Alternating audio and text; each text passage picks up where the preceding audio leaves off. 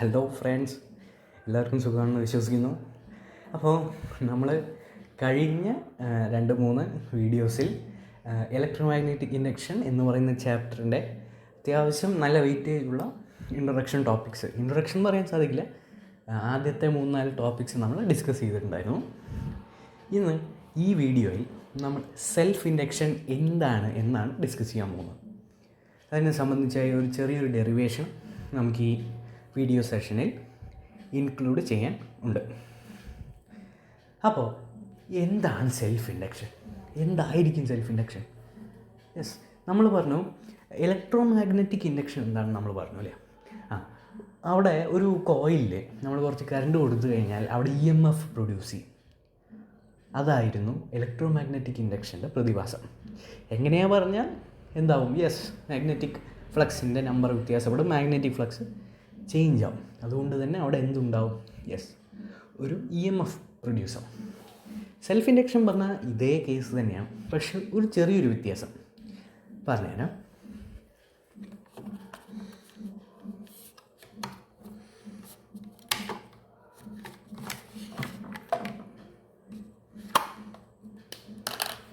അപ്പോൾ നമുക്ക് ടോപ്പിക്കിൻ്റെ പേര് എഴുതാം. So we are going to discuss about self induction. പക്ഷേ അതിനു മുമ്പ് ഞാൻ എൻ്റെ പ്രീവിയസ് ആയിട്ടുള്ള 3-4 വീഡിയോസിൽ ഞാൻ നോക്കിയപ്പോൾ വളരെയധികം എനിക്ക് സപ്പോർട്ടുണ്ടെന്ന് മനസ്സിലായി. ആദ്യത്തെ 1-ാമത്തെ ദിവസം തന്നെ ഇൻട്രൊഡക്ഷൻ വീഡിയോയ്ക്ക് ഇപ്പോൾ ഏകദേശം ഒരു 36 വ്യൂസായി. അതെനിക്ക് വലിയൊരു അച്ചീവ്മെൻറ്റ് തന്നെയാണ്. യൂട്യൂബിനെ സംബന്ധിച്ചിടത്ത് നോക്കുമ്പോൾ അത്ര വലിയ കാര്യമല്ലെങ്കിലും ഞാൻ ആദ്യമായിട്ട് തുടങ്ങുന്നതുകൊണ്ട് തന്നെ എനിക്കതൊരു വലിയൊരു അച്ചീവ്മെൻറ്റായി. പക്ഷേ സബ്സ്ക്രൈബേഴ്സ് ആരും ഇതുവരെ കൂടിയിട്ടില്ല. എൻ്റെ ക്ലാസ്സുകൾ നിങ്ങൾക്ക് വളരെയധികം യൂസ്ഫുൾ ആവുന്നെങ്കിൽ, എൻ്റെ ക്ലാസ്സുകൾ നിങ്ങൾക്ക് മനസ്സിലാകുന്നുണ്ടെങ്കിൽ മാത്രം നിങ്ങളൊന്ന് സബ്സ്ക്രൈബ് ചെയ്ത് സപ്പോർട്ട് ചെയ്യാവുന്നതാണ്. കൂടെ ലൈക്കും ചെയ്യാൻ മറക്കരുത് കേട്ടോ. ഓക്കെ, അപ്പോൾ നമുക്ക് ടോപ്പിക്കിലേക്ക് കിടക്കാം.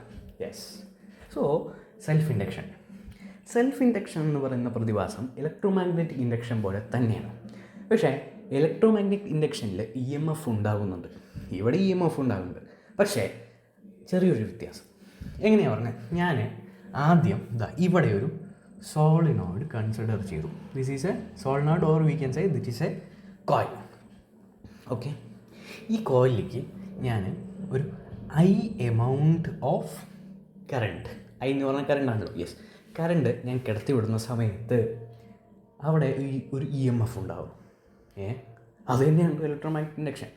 പക്ഷേ ഈ EMF ഈ സോളിനോയിഡ് അഥവാ ഈ കോയിൽ തന്നെയാണ് പ്രൊഡ്യൂസ് ചെയ്യുന്നത്. It is self induced by that coil. അതുകൊണ്ടാണ് ഈ ഒരു പ്രതിഭാസത്തെ നമ്മൾ സെൽഫ് ഇൻഡക്ഷൻ എന്ന് വിളിക്കുന്നത്. ഓക്കെ, ഇനി നമ്മൾ പറഞ്ഞു I എന്ന് പറഞ്ഞൊരു കറണ്ട് ഈ ഒരു കോയിലിലൂടെ പാസ് ചെയ്തു. അതിനുശേഷം ഇവിടെ നോർമലായി സംഭവിക്കുന്നത് പോലെ എന്തായി? യെസ്, I നമ്മൾ കൊടുത്ത ശേഷം, കറണ്ട് കൊടുത്ത ശേഷം ഇവിടെ ഒരു മാഗ്നറ്റിക് ഫ്ലക്സ് ആണ് കേട്ടോ, φm എന്ന് കൊടുക്കാം, മാഗ്നറ്റിക് ഫ്ലക്സ്. ഈ മാഗ്നറ്റിക് ഫ്ലക്സ് ഇവിടെ ഉണ്ടായി. അതിനുശേഷം ഇവിടെ ഒരു EMF ഉണ്ടായി. EMF എന്ന് പറഞ്ഞാൽ ബാക്ക് EMF ഇവിടെ ഉണ്ടായി. ഇലക്ട്രോമാഗ്നറ്റിക് ഇൻഡക്ഷനിൽ നോർമൽ EMF ആണെങ്കിൽ സെൽഫ് ഇൻഡക്ഷനിൽ ബാക്ക് EMF പ്രൊഡ്യൂസ് ആവും. ബാക്ക് EMF എന്ന് പറഞ്ഞാൽ ആ ഒരു കോയിൽ അല്ലെങ്കിൽ ആ ഒരു സോളിനോയിഡിൽ സെൽഫായിട്ട് സോളിനോയിഡിൽ തന്നെ എന്താവുന്നത്? യെസ്, ഇൻഡ്യൂസ് ആവുന്ന ഒരു EMF ആണ് ബാക്ക് EMF. Okay, ready? ഇനി നമുക്ക് സെൽഫ് ഇൻഡക്ഷൻ്റെ ഒരു ഇക്വേഷൻ പഠിക്കാനുണ്ട്. ആ ഇക്വേഷൻ എന്ന് പറഞ്ഞാൽ ഈ 2 പേരുടെ റിലേഷൻ വെച്ചിട്ടാണ്. ഓക്കെ, ഈ ഒരു 2 പേരുടെ റിലേഷൻ എന്നുകൊണ്ട് ഉദ്ദേശിക്കുന്നത്, നമുക്കറിയാം സെൽഫ് ഇൻഡക്ഷൻ ഇലക്ട്രോമാഗ്നറ്റിക് ഇൻഡക്ഷൻ നടക്കണമെങ്കിൽ അവിടെ കറണ്ടിൻ്റെ പ്രസൻസ് തന്നെ വേണ്ടേ? യെസ്, അതേപോലെ തന്നെ സെൽഫ് ഇൻഡക്ഷൻ നടക്കണമെങ്കിൽ കറണ്ടിൻ്റെ പ്രസൻസ് തന്നെ വേണം. ഇവിടെ നമ്മൾ കറണ്ട് കൊടുക്കുമ്പോഴല്ലേ ഫ്ലക്സ് ഉണ്ടാകുന്നത് അല്ലേ?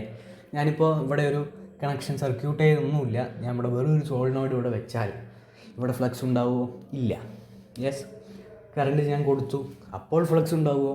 ഉണ്ടാവും, തീർച്ചയായും. അപ്പോൾ ഈ ഒരു റിലേഷൻ നമുക്ക് ഒരു ഇക്വേഷൻ ഉണ്ടാക്കിയെടുക്കാം. അതിനു മുമ്പായിട്ട് ഞാൻ ഇവിടെ ഒരു 1 ആംപിയർ കറണ്ടാണ് കൊടുത്തതെന്ന് വിചാരിക്കും. അപ്പോൾ ഒരു ഫ്ലക്സ് 1 ആയി, ഫ്ലക്സ് 1 എന്നൊരു ഫ്ലക്സ് ഉണ്ടായി. അതേസമയം ഞാൻ 2 ആംപിയർ കൊടുത്തപ്പോൾ ഫ്ലക്സ് 2 ഫ്ലക്സ് 1 ആയി, Φ1. ഓക്കെ, ഇതിൽ നിന്ന് നമുക്ക് എന്ത് മനസ്സിലാക്കാൻ സാധിക്കും? ഇത് ചെറിയൊരു എക്സാമ്പിൾ പോലെയാണ്, ഇങ്ങനെയൊന്നും അല്ല ശരിക്കും. 1 ആംപിയർ കൊടുത്തപ്പോൾ ഇവിടെ ഒരു ഫ്ലക്സ് ഉണ്ടായി. അതേസമയം ഞാൻ 1 ആംപിയറിന് പകരം 2 ആംപിയർ കൊടുത്ത സമയത്ത് ഈ ഫ്ലക്സിൻ്റെ ഡബിളായി മാറി.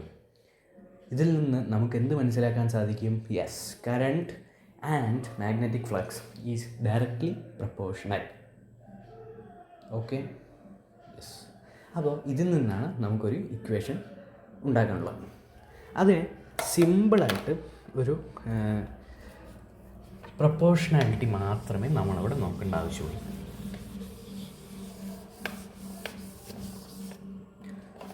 പ്രൊപ്പോർഷണാലിറ്റി എന്ന് പറഞ്ഞാൽ നമുക്കറിയാം flux is directly proportional to I. Yes, am I correct? Yes. Flux കൊടുത്താലേ കറണ്ട് ഉണ്ടാവുള്ളൂ, കറണ്ട് കൊടുത്താലേ ഫ്ലക്സ് ഉണ്ടാവുള്ളൂ. യെസ്. ഈ ഒരു പ്രൊപ്പോർഷണാലിറ്റി മാറ്റാൻ വേണ്ടി നമ്മളെപ്പോഴും ഒരു കോൺസ്റ്റൻ്റ് ആഡ് ചെയ്യും. ഈ കേസിൽ ഈ ഒരു കോൺസ്റ്റൻ്റ് എന്ന് പറയുന്നത് is none other than L. L is known as self-inductance. L is known as self-inductance. Okay. So, self-inductanceൻ്റെ ഇക്വേഷൻ എന്ന് പറയുന്നത് Φ magnetic flux is equal to Li എന്ന് പറഞ്ഞാൽ സെൽഫ് ഇൻഡക്റ്റൻസ് ഇൻറ്റു കറണ്ട്. ഇത് വളരെ ഇമ്പോർട്ടൻ്റ് ആയിട്ടൊരു ഇക്വേഷൻ തന്നെയാണ്. ഇത് എല്ലാവരും നോട്ട് ചെയ്തെടുക്കാൻ വേണ്ടി ശ്രമിക്കുക. ഓക്കെ, ഇനി അടുത്ത് നമുക്കൊരു ഡെറിവേഷനിലേക്ക് കിടക്കാം. എങ്ങനെയായിരിക്കും ഒരു സെൽഫ് ഇൻഡക്ഷൻ നമ്മൾ ഈ പറഞ്ഞ ഒരു സോളിനോഡിൽ സംഭവിക്കുക? ആ സെൽഫ് ഇൻഡക്ഷൻ്റെ ഇക്വേഷൻ എന്തായിരിക്കും? ചെറിയൊരു ഡെറിവേഷൻ നമുക്ക് നോക്കാം.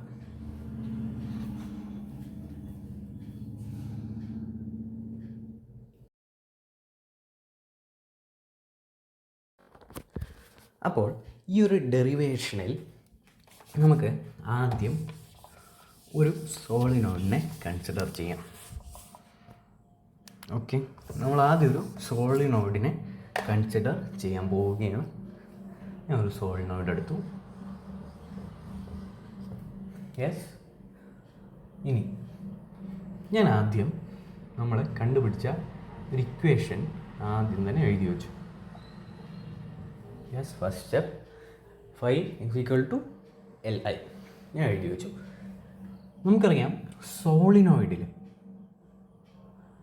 ഒരു ടേൺ മാത്രമാണ് ഉണ്ടാവുക. അല്ല, there are n number of turn. നമുക്ക് എത്ര നമ്പർ ഓഫ് ടേൺസ് എന്ന് ഇവിടെ ഡിഫൈൻ ചെയ്തിട്ടില്ല, അതുകൊണ്ട് നമ്മൾ n നമ്പർ ഓഫ് ടേൺസ് എന്ന് എടുത്തു. n നമ്പർ ഓഫ് ടേൺസ് എന്നെടുത്താൽ ഒരു ടേണിൽ Φ മാഗ്നറ്റിക് ഫ്ലക്സ് ഉണ്ടാവും. നമ്മൾ അസ്യൂം ചെയ്യുകയാണെങ്കിൽ n ടേൺസിൽ അവിടെ N∅ മാഗ്നറ്റിക് ഫ്ലക്സ് ഉണ്ടാവില്ലേ? യെസ്.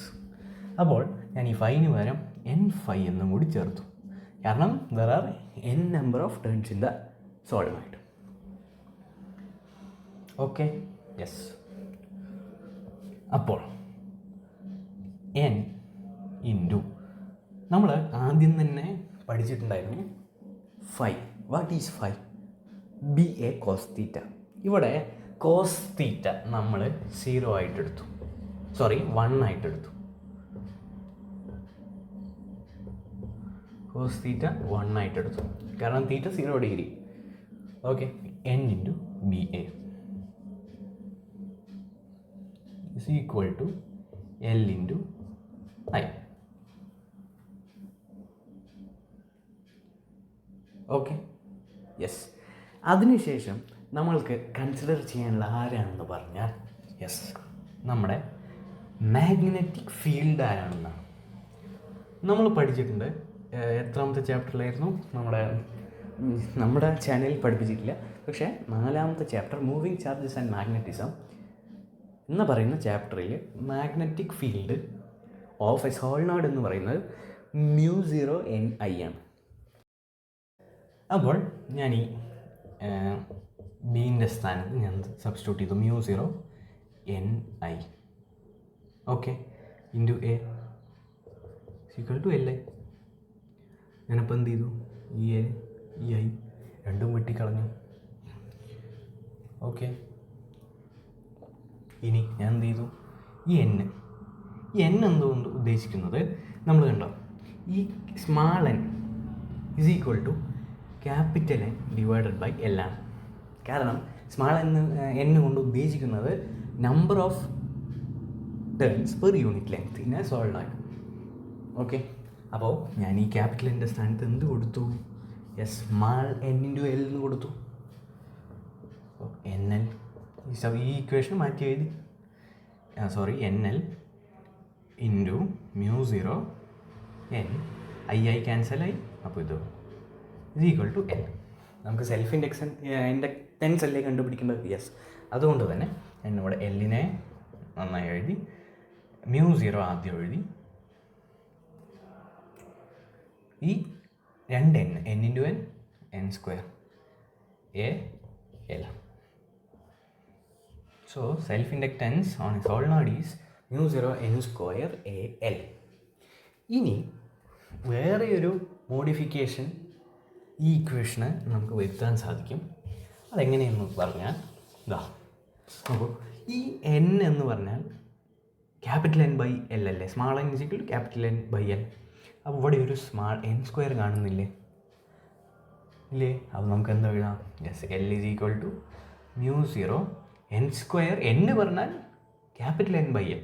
അപ്പോൾ സ്മാൾ n² പറഞ്ഞാൽ capital N² / L² into L. ഇവിടെ ഒരു a ഉണ്ട്, a × L. ഓക്കെ, ഇനി ഈ L ക്യാൻസൽ, ഈ ഒരു സ്ക്വയർ ക്യാൻസൽ. അപ്പോൾ എന്ത് വരും? L = μ0 n² A/L.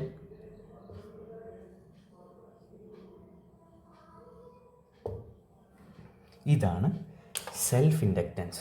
ഒരു സോളിനോയിഡിലുള്ള സെൽഫ് ഇൻഡക്റ്റൻസിൻ്റെ ഇക്വേഷൻ കൊണ്ട് ഉദ്ദേശിക്കുന്നത്. ഇത് ഡെറിവേഷനിൽ വരാവുന്നതാണ്. ചെറിയൊരു ഡെറിവേഷൻ തന്നെയാണ്, പക്ഷേ ഇമ്പോർട്ടൻ്റ് ആണ്. ഓക്കെ, ഈ ഒരു ടോപ്പിക് ക്ലിയർ ആണെന്ന് വിചാരിക്കുന്നു. ഇനി അടുത്ത വീഡിയോയിൽ നമ്മൾ മ്യൂച്വൽ ഇൻഡക്ഷൻ എന്താണെന്ന് പഠിക്കും. അതുവരേക്കും താങ്ക് യു. പിന്നെ അതുപോലെ തന്നെ ലൈക്ക് ചെയ്യാനും സബ്സ്ക്രൈബ് ചെയ്യാനും മറക്കരുത്. Thank you.